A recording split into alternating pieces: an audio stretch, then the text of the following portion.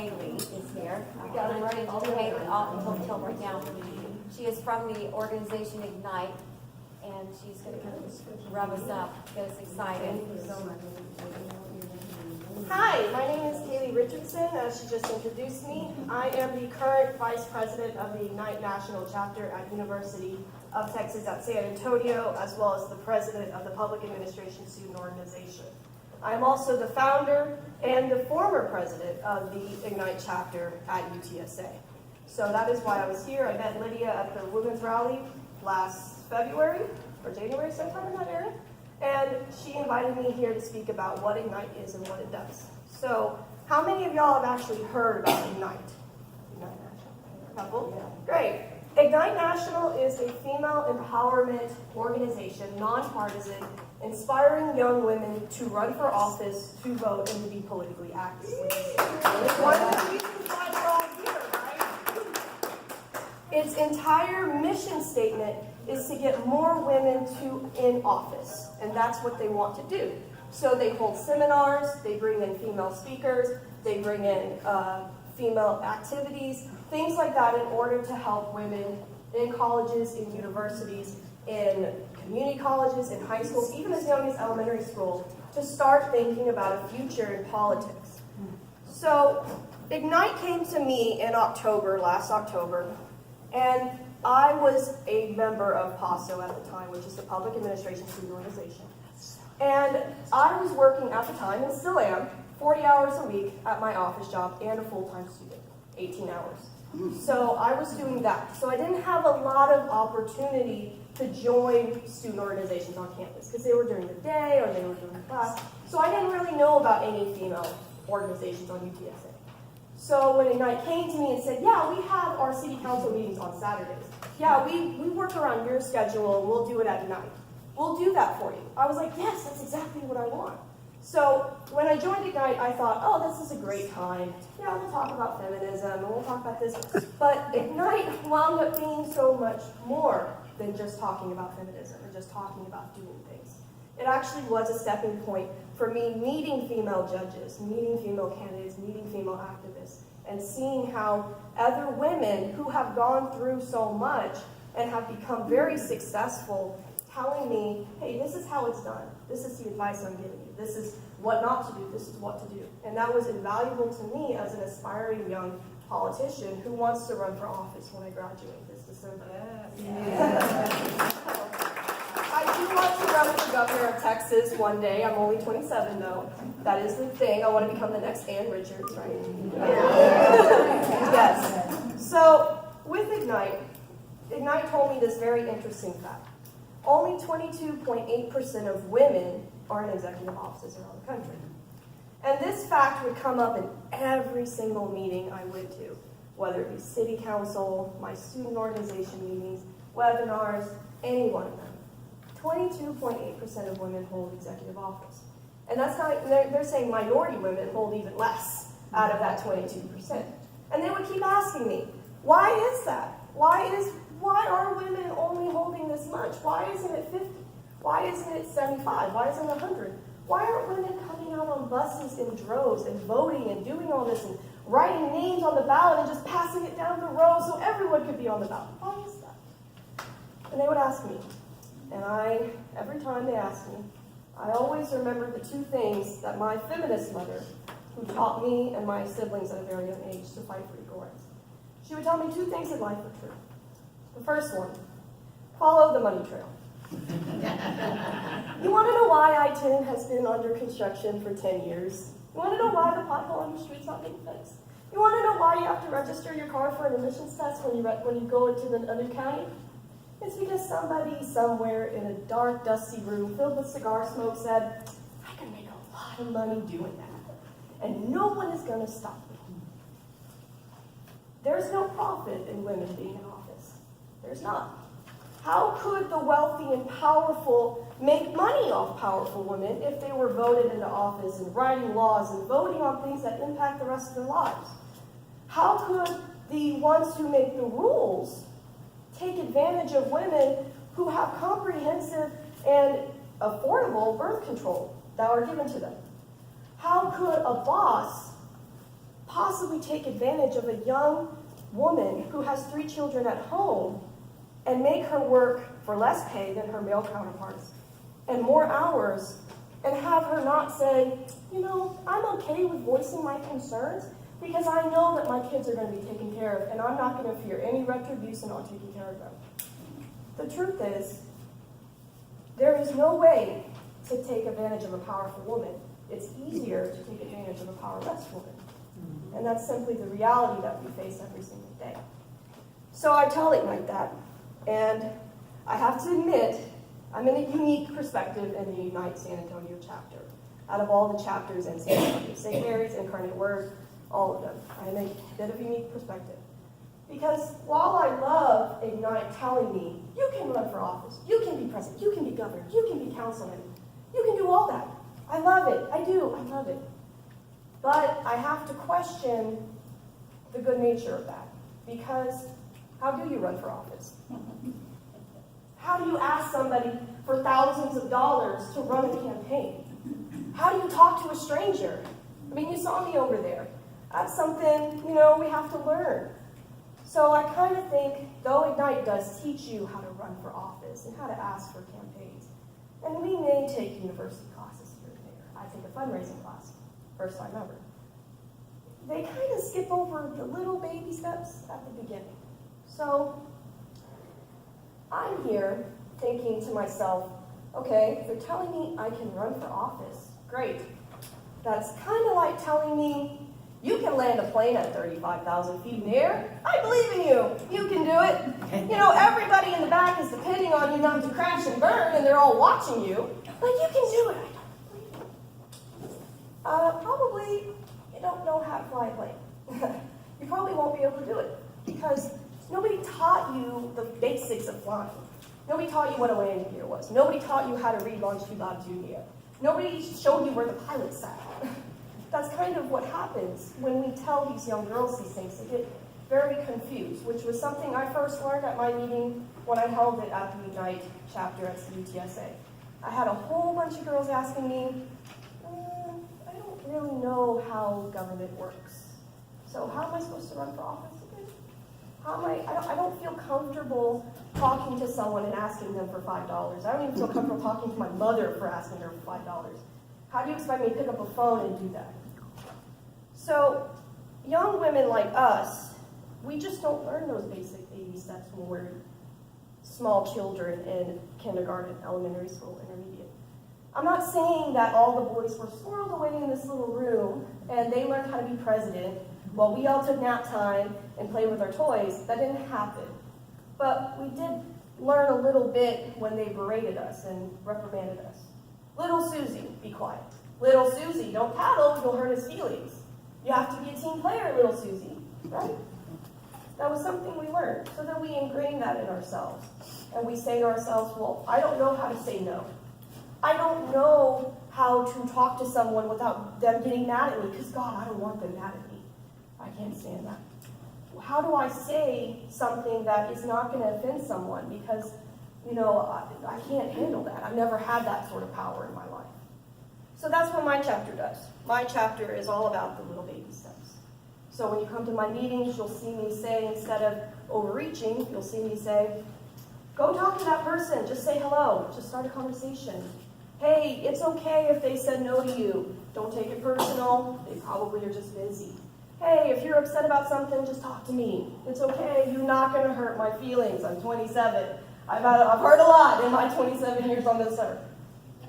So with that, it really does make a big difference when we have women like yourselves, like the women that Ignite sends over, and when we get done with the whole, how do you run for office, how do you do that? Then they get into little things. How do you dress for an interview? How do you talk to somebody?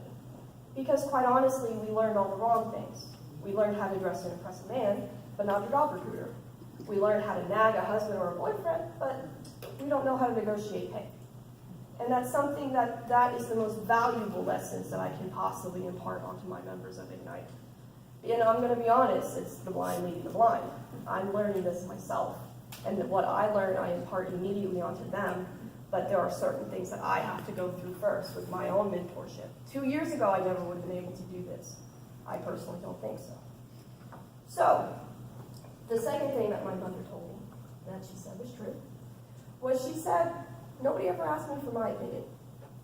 And I couldn't help but think, Mom, maybe if you had a chapter like IGNITE, or maybe something like IGNITE, maybe something like this, like the Democratic Women of Comal County, maybe somebody would have asked you for your opinion when you were my age. So that's all that I have for the IGNITE. Thank you so much for listening, and thank you so much for letting me be here. Thank you.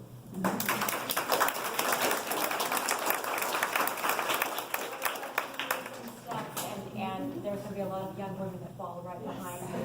So thank you for doing that. And all of us women know that we wish somebody had been there for us to show us those Definitely. steps as well. I know tonight, Joyce Doyle, you were going to speak about getting out the vote. So do you want to? Yes. Oh, I'm sorry. I'm sorry. Do you have any I'm questions? chasing her I did a pretty good speech, I think. Well, Caley, you did a good enough speech that it made me have some questions. Oh, good. I'm glad. That's good. So I'm sitting here thinking, so I'm a grandmother now, and probably not going to run for governor. You could still. And Richard's got it earlier late in your life.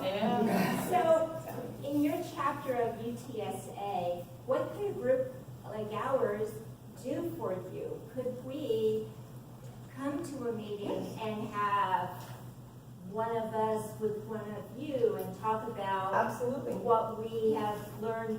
Judy was just sitting here going, nobody ever taught us how to shake hands properly. And I still don't. To this day, I still can't do it right. Come on, darling. Okay, I'll do it right now. Let's do a photo op. Just like a practice. Yeah, I know, right? I do a lot of And the handshakes. custom was if the woman didn't extend, you didn't shake. All right, how do we do this? Right, now see, when I grew up, women did not touch men, Oh. okay? And so when I started shaking hands with men, there was kind of this, oh, yes, and then the hand would come out. And you put it out, look, all right? No, no. I got halfway into the hand. Okay, all the way, that's it. There you That's it. But what men do to us Elbow. is this. Or the Oh, hand. darling. Yes. Oh, my. Yeah.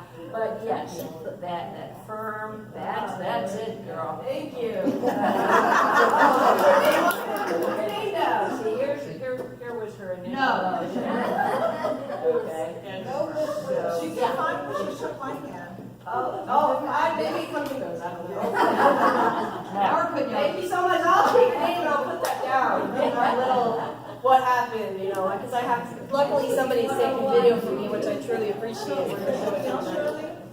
So, what were your other questions? We kind of got distracted.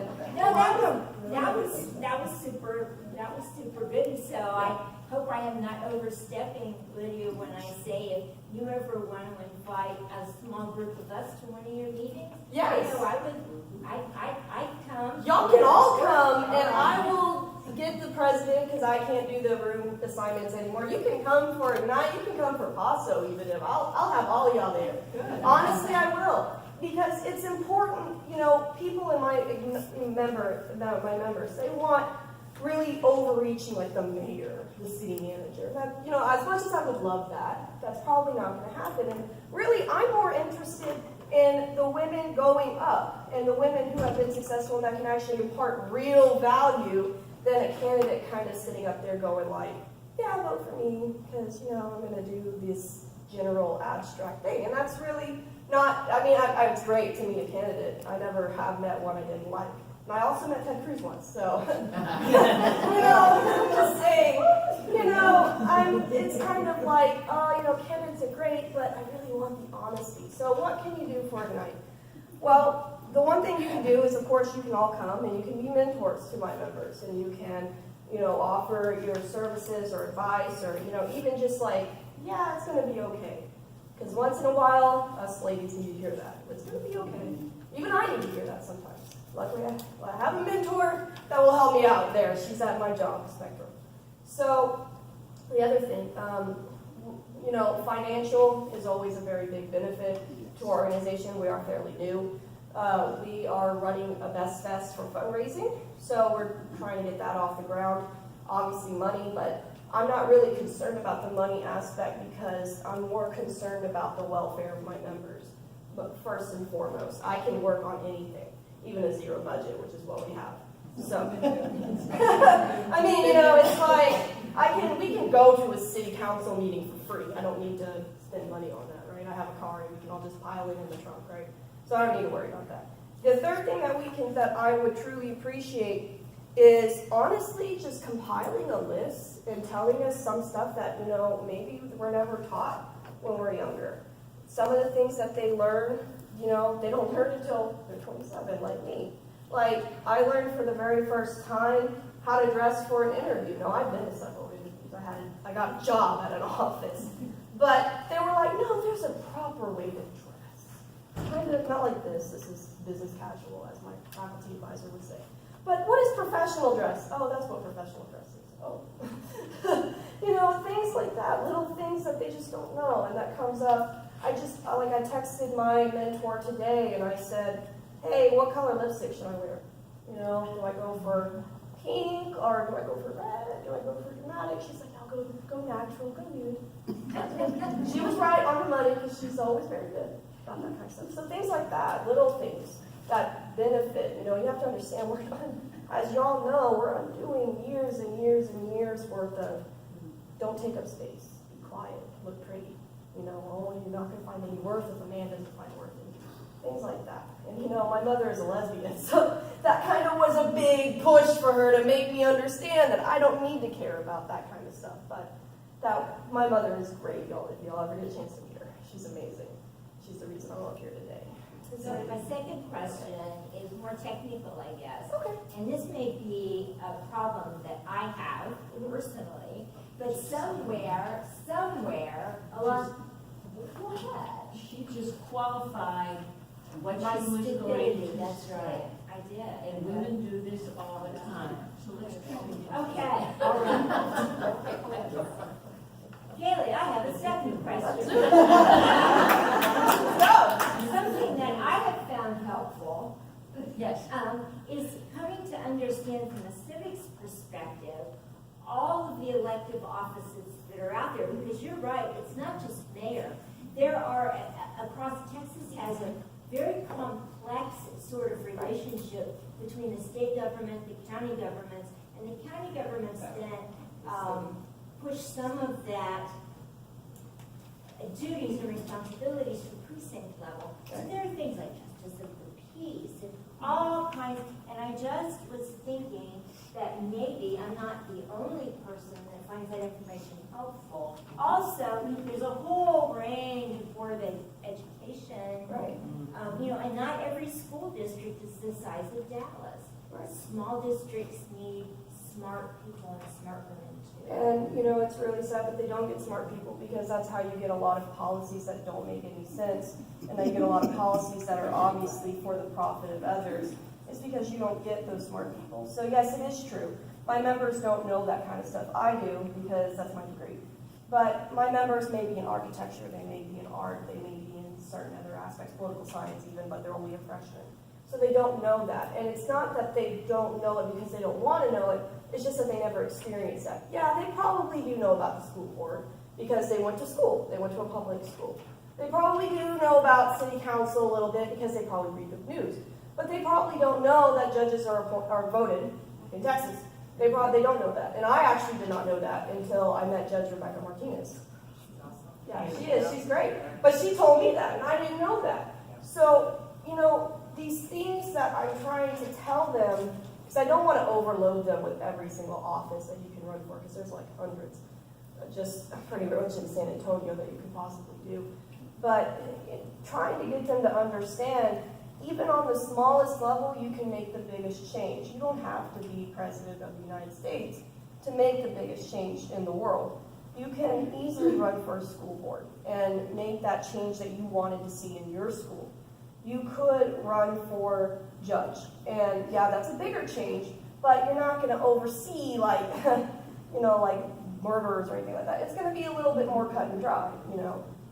These things don't sound as glamorous as, well, I could be governor or president. And I think to them, to their effort though, I think they're more aware now, especially with what happened at the 2016 election. And I think they're more aware now that the stakes are a little bit higher this time. And I think they're a little bit more aware, but I think they can't be fully aware because they just don't have the time. They simply don't. They work a lot. I'm not the only one with a 40-hour-a-week job.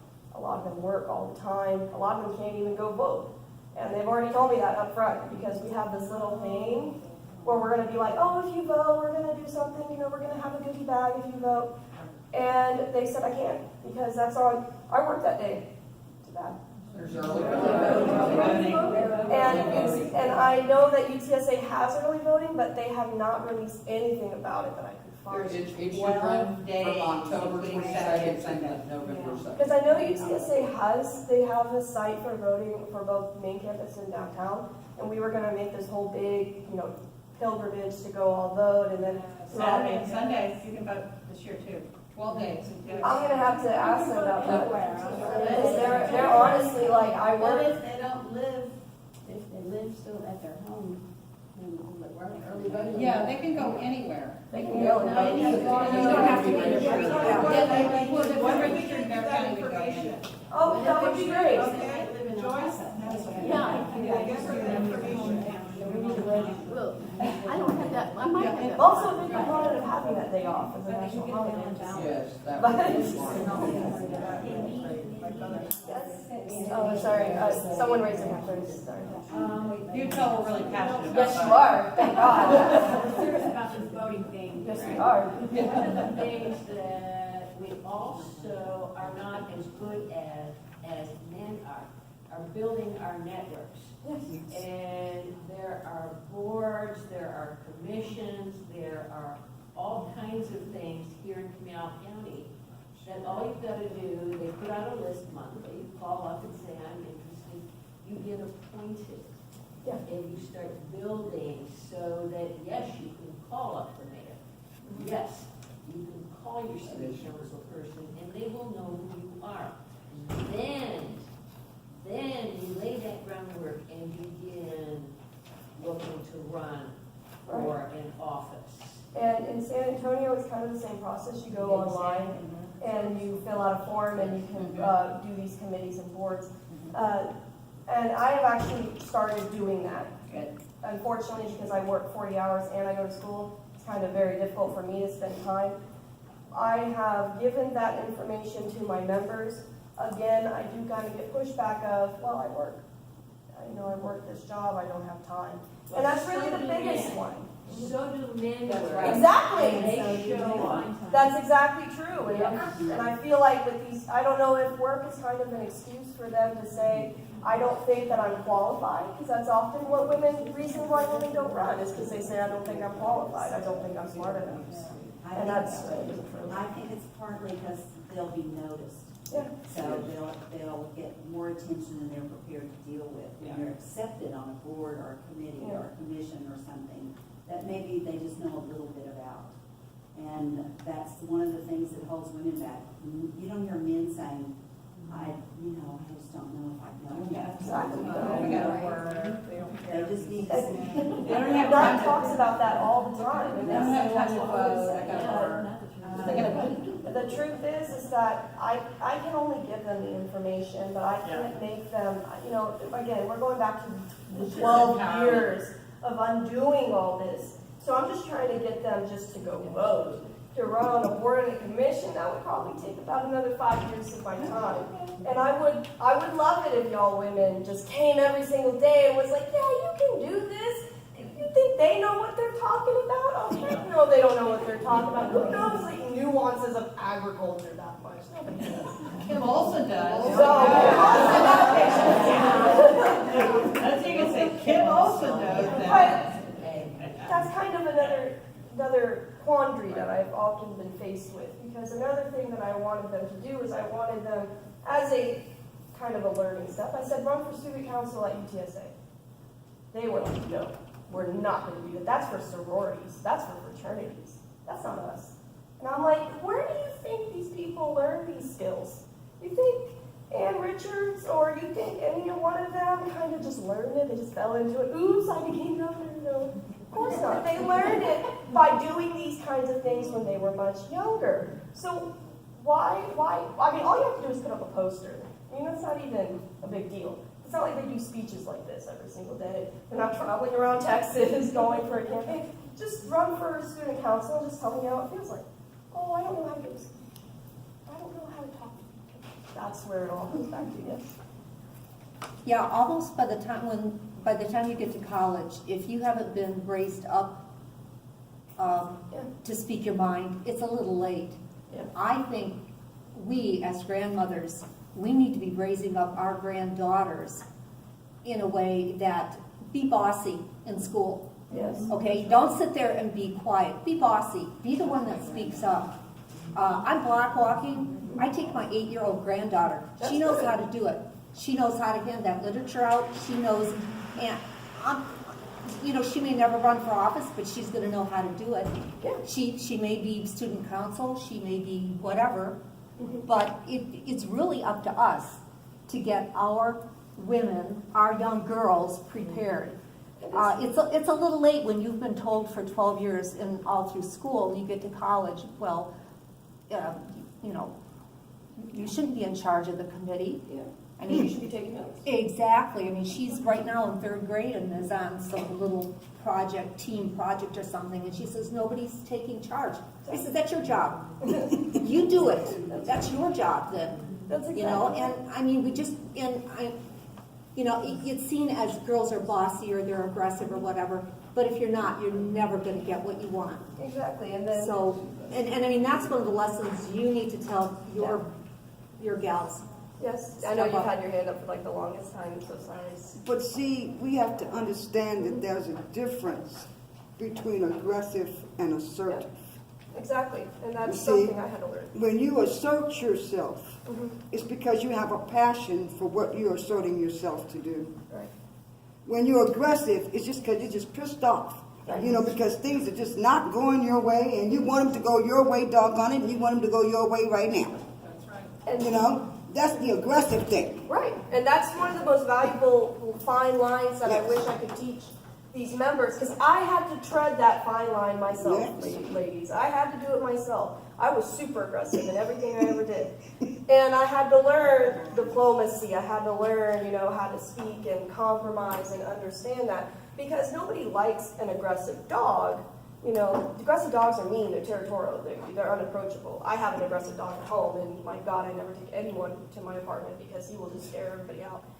But I have a little Chihuahua named Sweetie, and she's assertive, but, she loves people. She loves to cuddle up to people. And that's kind of how it is. If you're assertive, people will follow you. But if you're aggressive, people will be scared of you. Now, I do have to say as a caveat to that, it's really hard for women to tell where the line between aggressive and assertive is, because one of the things that I approached my boss with was this one question, because I always ask her these strange questions when she's not ready for these questions, because that's kind of how our relationship works. She is actually my direct boss, my supervisor, and I said, Virginia, how do you tell a male employee to go do something without asking it as a request? Because I read that in a book, and I said, most female bosses phrase their, commands or, demands or, telling them to do a job as a request instead of go do it, like go get the files. And I noticed that Virginia never did that. And I said, how do you do that? How do you ask a man to do that? And she's like, well, you just kind of have to learn where the line is. And I can't tell you where the line is because sometimes that line is way ahead of me and sometimes it's way behind me and he doesn't care. And then she would tell me, well, all joking aside, she would say, you have to approach it just like you approach anyone else. A man is going to respect you if you talk to him as an equal. If you talk to him down to him, he's not going to like that. If you talk up to him, then the power shift has changed.